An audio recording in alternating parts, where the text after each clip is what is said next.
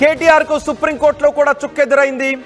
KCR move చేసిన special leave petition ని అత్యవసరంగా విచారించడానికి సుప్రీంకోర్టు ధర్మాసనం నిరాకరించింది.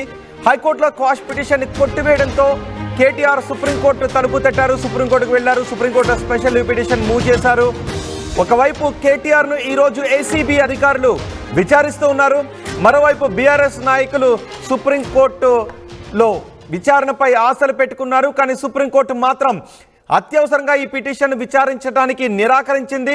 జనవరి 15నే ఈ పిటిషన్ విచారిస్తాము, ఇప్పటికిప్పుడు అత్యవసరంగా ఈ పిటిషన్ విచారించాల్సిన అవసరం లేదు అని సుప్రీంకోర్టు అభిప్రాయపడింది.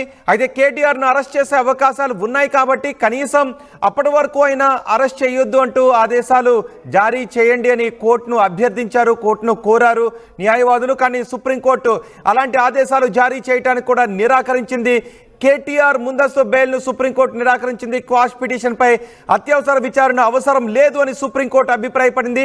ఈ నెల 15వ తారీఖునే క్వాష్ పిటిషన్ పై విచారణ చేపడతామని సుప్రీంకోర్టు వెల్లడించింది. ఈ నేపథ్యంలో ఈ రోజు ఏం జరగబోతోంది?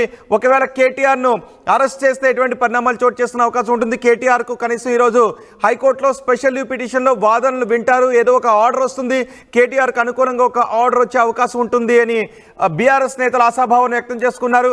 కానీ సుప్రీంకోర్టులో కూడా బీఆర్ఎస్ నేతల ఆశలపై నీళ్లే పడ్డాయి. ఇవాళ కేటీఆర్ను అరెస్ట్ చేసే అవకాశం ఉంది అని సుప్రీంకోర్టుకు కూడా లాయర్లు తెలిపారు.